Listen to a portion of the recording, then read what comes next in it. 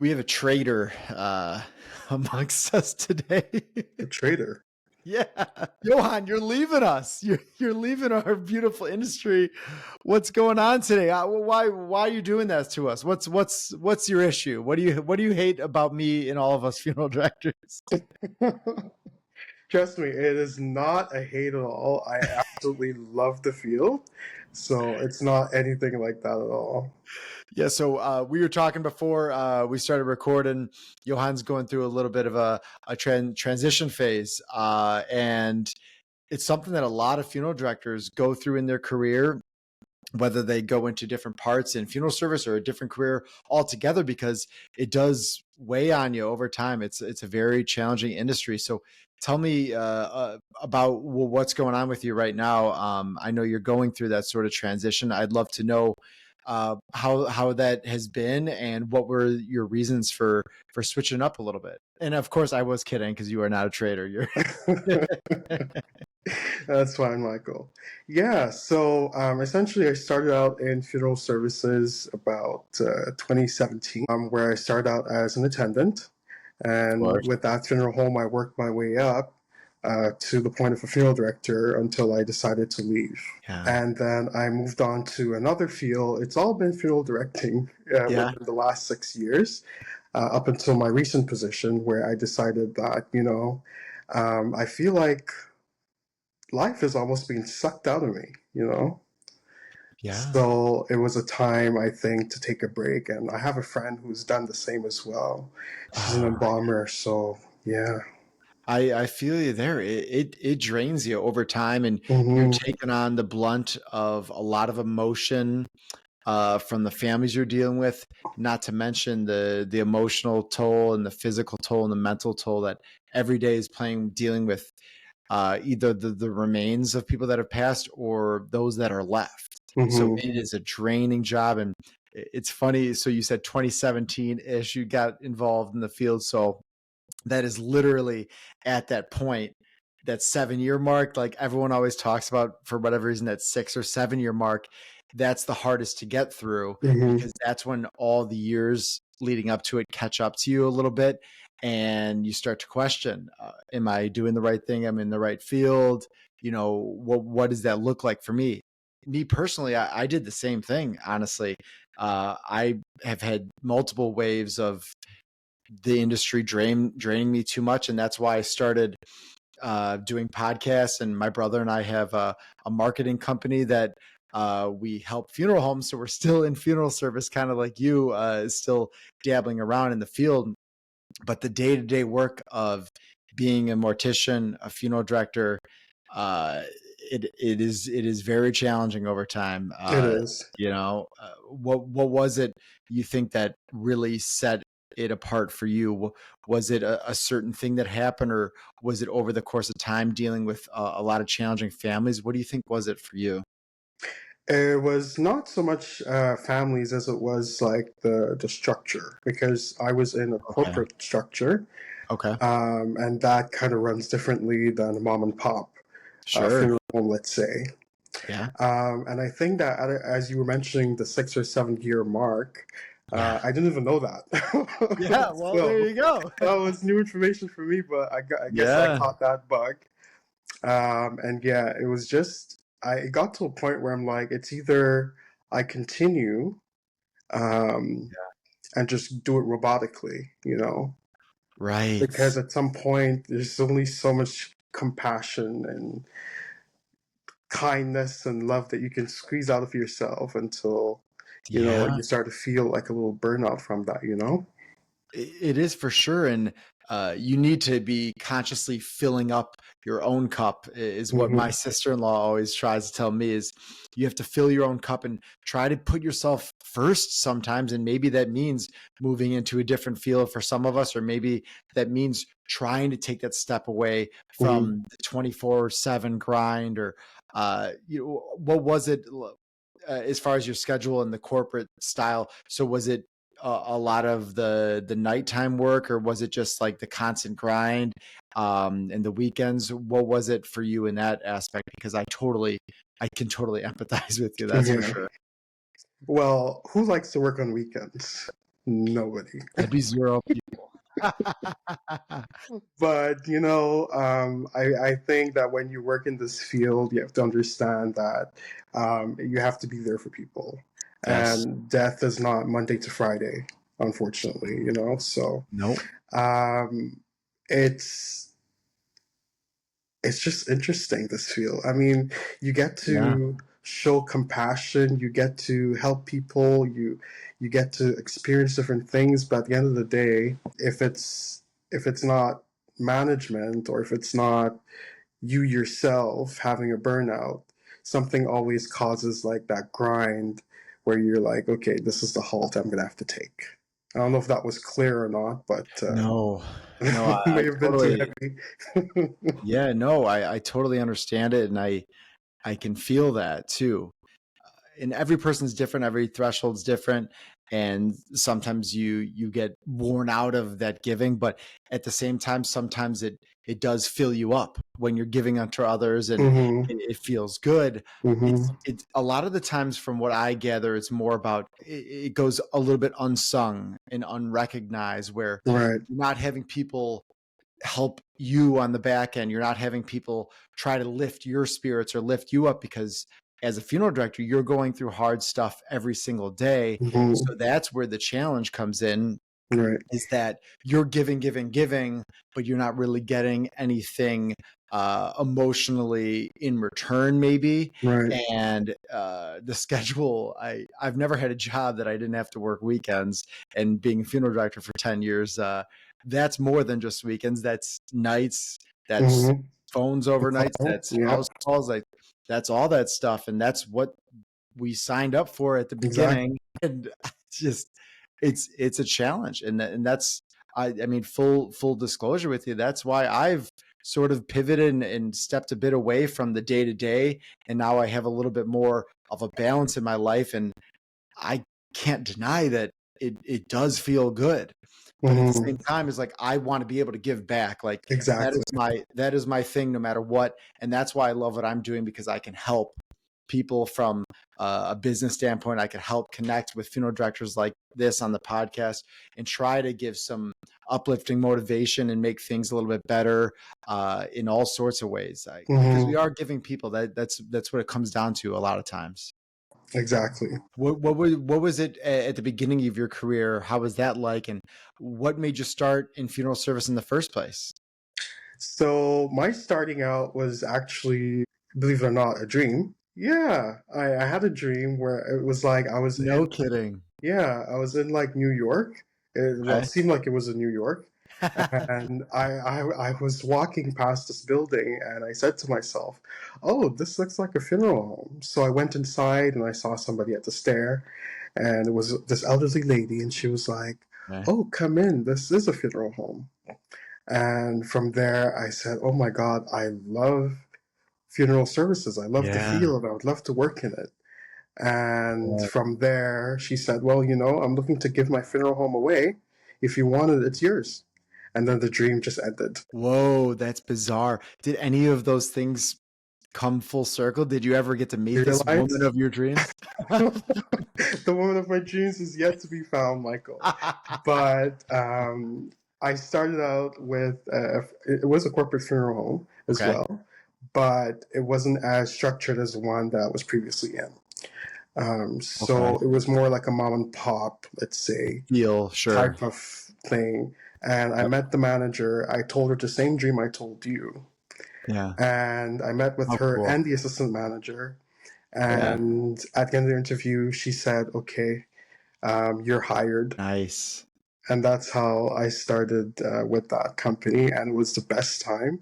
And one of the Yeah. things that I learned from that job is that having good coworkers are so important. The Hmm. people you work with, you're spending so much time with them per Yeah. week. It's very Yes. important. And even Yes. though it was a hectic environment and everything was rush, rush, rush, go, go, go, you had people you could count on. You had people that had your back. You had good people working with you. And Me. that's how I learned funeral services and the importance of that. it's imperative to have good coworkers, because you all need to lean on each other in funeral service. Otherwise, you'll be running around with like a chicken with its head cut off, trying to do every little thing. Oh yeah. And if you can find a funeral home or cultivate one, if you're an owner or a manager, cultivate the relationships between the funeral directors, so that way everyone knows everyone's full in and helping each other out. That's the best way to operate the business. And it helps, so that way, if someone is feeling down or feeling off or hitting a stage of burnout or that feeling of burnout, other people can pick up the slack and be like, hey, I got you. I can help you out through these tough times. And then you would do the same for someone else. So I totally agree that the atmosphere of a funeral home and the dynamic between coworkers is as big in funeral service as probably any other field. Yeah, absolutely.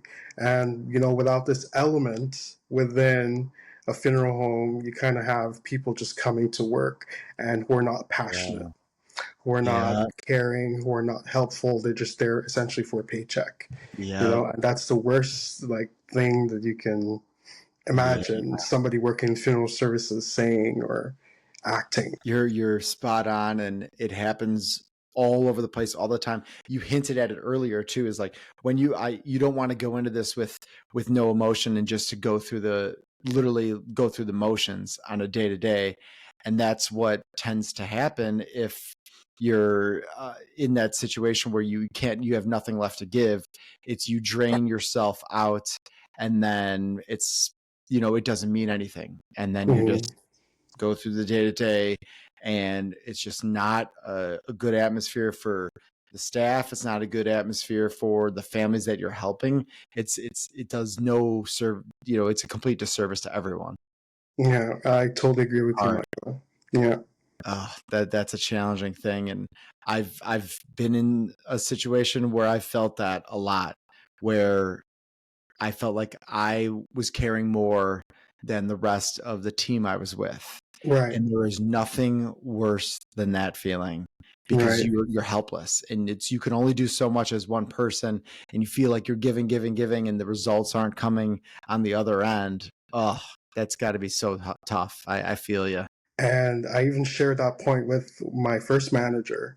I said to her at one point, I'm part-time, I'm giving all these hours, and I feel like I'm taking more care of the company than the company is taking care of me. At that time, I was looking for a better salary, because a lot of people think that the pay is, oh my God, you're a funeral director. Funerals are so expensive. You get a lot of money. But wrong. Oh my gosh. So keep going.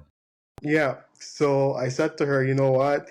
This is how I feel. And, the next day she decided to call up her manager, and she said, okay, Yohan, you're going to get full-time and you're going to get a raise. Wow. Thankfully, I was, not to toot my own horn or anything, but I was really good at what I did. So I believe you. Yeah. So, and that experience was the best I think I could have gotten. I learned how to be discreet. I learned how to not talk when it's inappropriate, what to say when it's appropriate. And it was just an amazing task, amazing time. Yeah. And it's amazing how you can pick up on those things. And it seems like so minuscule and so tiny, but it's those pauses that are everything. And just listening to a family, listening for their needs. You have to learn that very quickly, because if you try to force your own plan or your own idea of what things should be for a family, that's when you get the biggest backlash. So you learn to live in those pauses, to understand the family and take in what they're saying and turn it into reality, is what it comes down to. In a short space of time as well, right? Yeah. Isn't that fun? No, it's not. It's stressful. You're under a time crunch every day. People in other industries don't feel that. They think they have time crunches, and they do.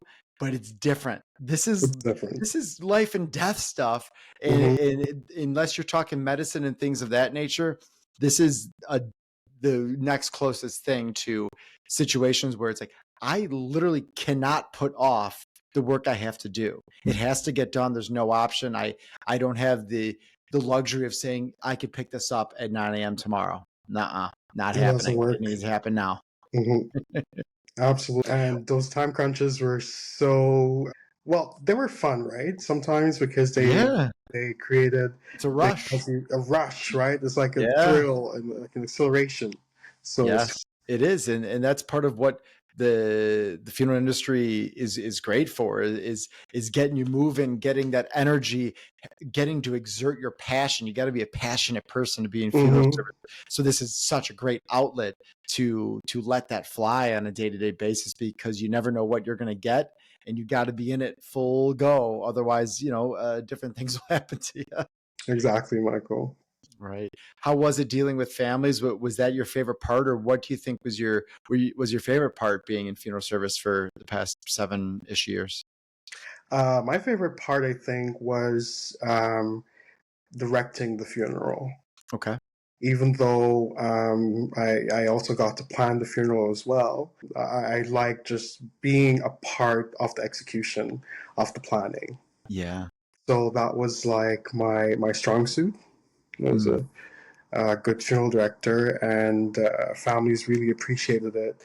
And all the comments I got from people sometimes, especially this one family, Mhm. where her daughter passed away. Suddenly, behind the wheels, she fell asleep. Oh my gosh. Yeah, and it was so devastating for the mom. And at the end of the cemetery part of the funeral, the mom came to me and she said, "You know what?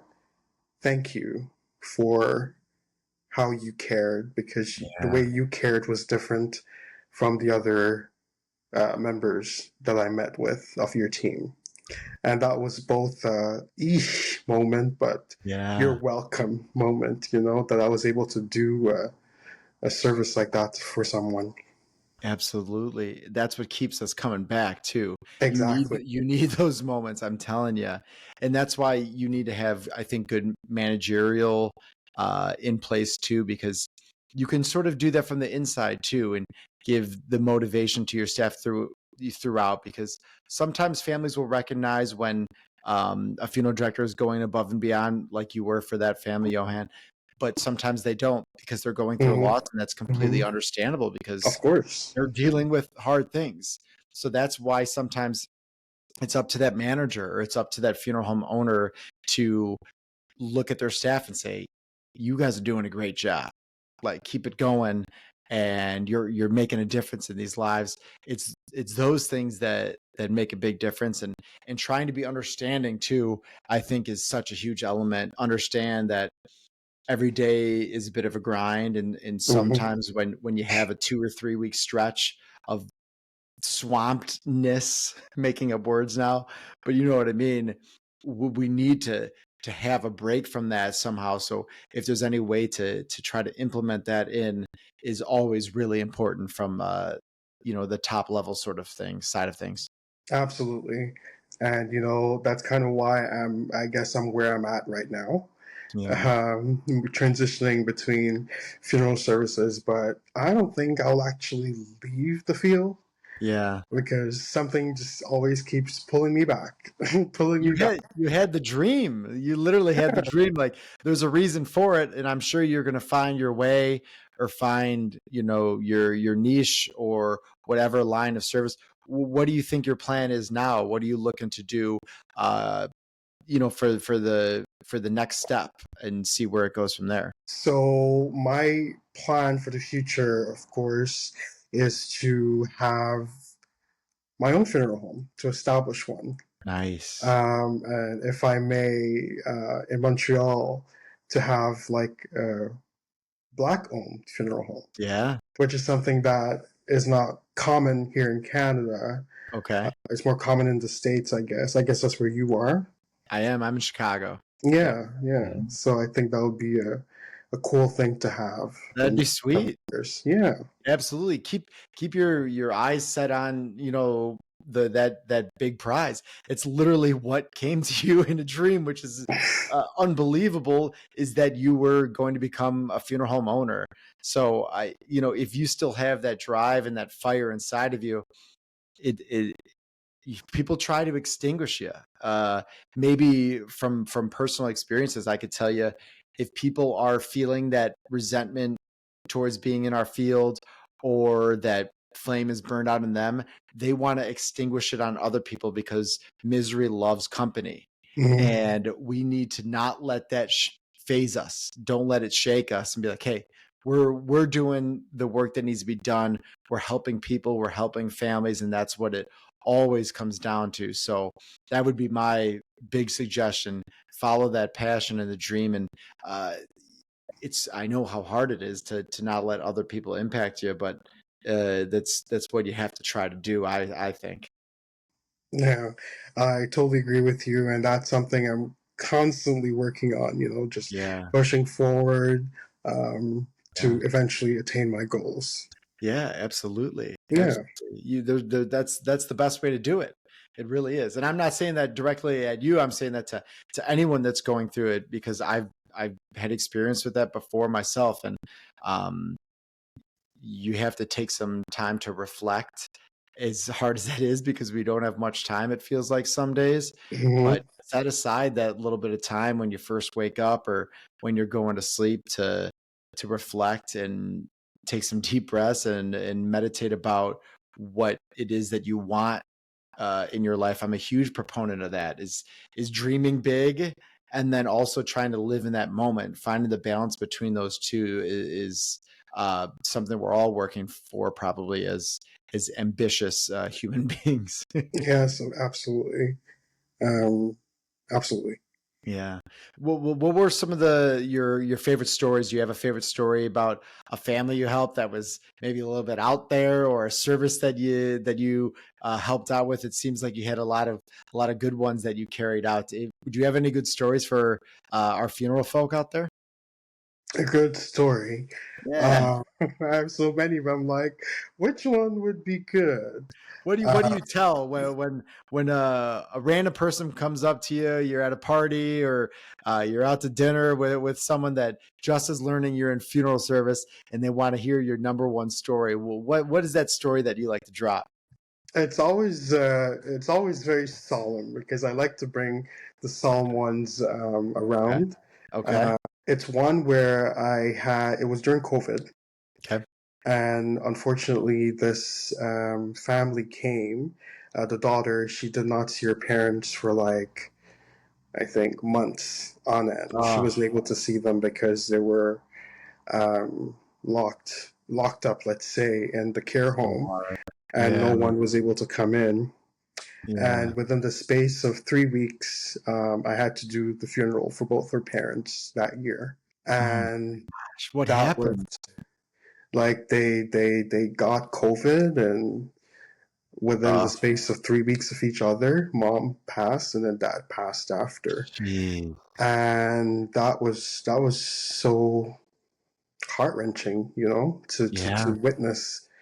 But at the end of the day, I was glad I was able to be there for that daughter who, upon her dad passing, she said, "Yohan, will you do the funeral again for my dad, How uh, nice.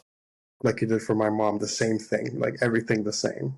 And it goes back to how families, when they really gravitate to you, when you're able to build a connection with them, Yeah. whether it's within 3 years or 3 days, Sure.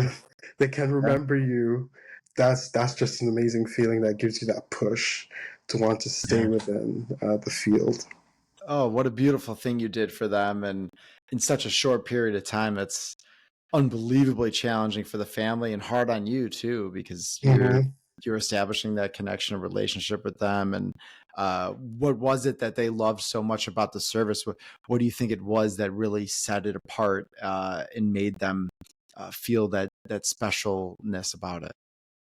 I think above all, and I never thought of this before, but reflecting on it, because I did nothing special, I did nothing out of the ordinary. I Yeah. think it was just she needed to be shown kindness Yes. and to be listened to. And Yeah. I didn't talk, I didn't say anything special, it was a direct burial. Yeah. So it's literally from the funeral home to the hearse to the graveside, and Yeah. we flipped the switch. But it was just me being there with her and Yeah. for her. I think is what caused her to say, "Yohan, do it again." Yeah. Oh, that's great. It's what you have to do it's all about the relationship that you have with them. It's not about anything else. It's about opening your heart Mhm. and your mind to what a family is looking for and doing your best to carry that out for them and then some. Like you're just going a little bit above and beyond, whether that's with a little bit extra kindness. That's all you can do, and people feel that and they notice it and they keep that inside of them, and who knows what that leads to in the future. Like this family unfortunately had a loss two times in less than a month's time.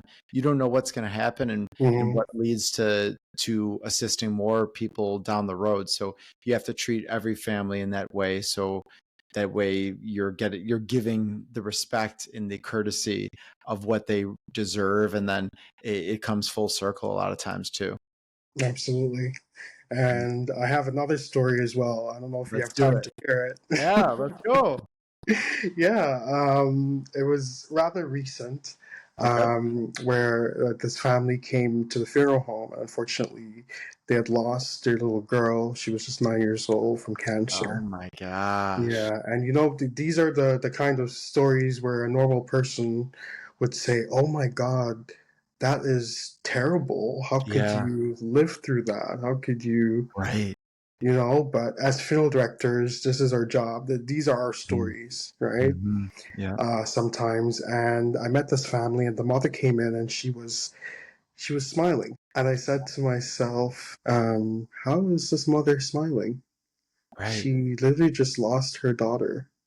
Yeah. But during the service, cutting through a lot of information here, to the service where we're executing the funeral service, Yeah. I noticed that they didn't have an MC, like a master of ceremony or Sure. minister, to lead the service. Yeah. And in the last minute, I offered myself to do it. And I said to myself, as I'm walking towards the podium, what did I just do? What did I just do? Because like everyone was there in the chapel, and they're waiting for the service to begin, and the music is playing, and it's about to stop, and it's just this awkwardness, if you Yeah. believe it. Like, what Yeah. happens now? And I'm so happy I was able to do that for them. And in the end, it was a beautiful funeral for this loving little girl who, even though Right. I never met her, I heard the stories of her Yeah. siblings and her mom and her dad, and it was just incredible. And that's what I think funeral services is about, whether it's someone 100 years old or even 1 year old. It's about Yeah. celebrating the uniqueness that that person brought into our lives.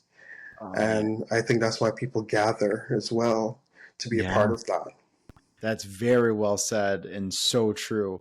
How did you just wing it when you went up there? What was that like? That's got to be a scary moment last minute and having to put on a service, let alone for a 9-year-old little girl. Mm, How were you able to do that?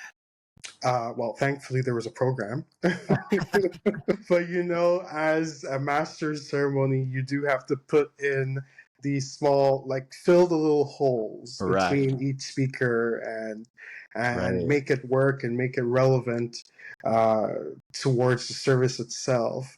So I Right. absolutely winged it.